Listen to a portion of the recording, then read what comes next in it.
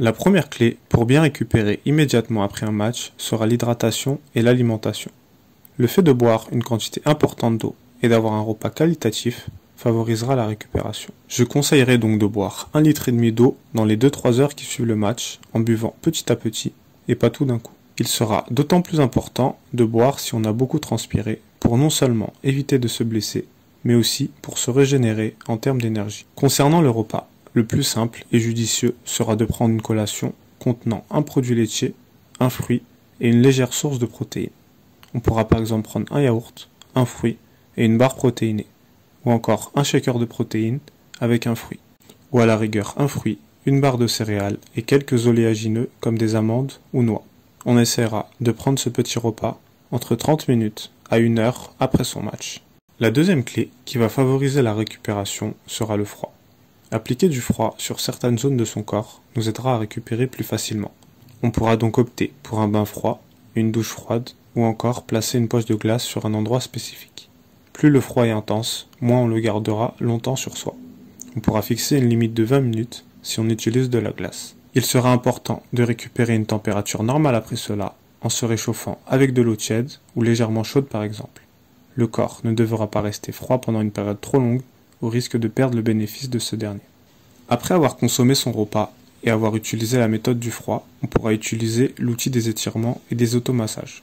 Concernant les automassages, on pourra cibler chaque groupe musculaire important de la jambe, les mollets, les quadriceps, les ischios, ainsi que les fessiers. On pourra rester une dizaine de secondes sur chaque position. Concernant les étirements, je t'invite à te référer à la vidéo que j'ai réalisée à ce sujet.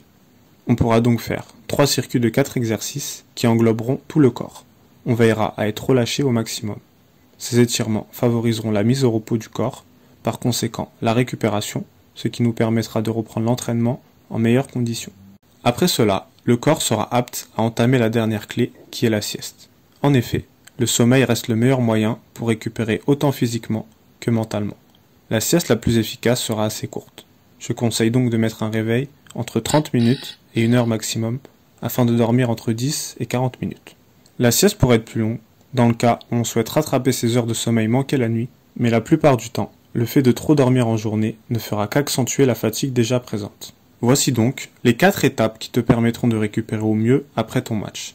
Prendre un repas qualitatif et boire une quantité importante d'eau, utiliser du froid de manière ciblée ou globale, effectuer une session d'étirement et d'automassage, et enfin, terminer avec une sieste.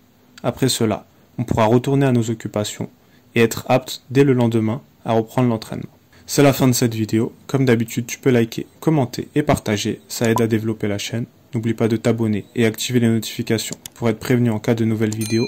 D'ici là, je te dis à très vite pour d'autres contenus sur l'entraînement.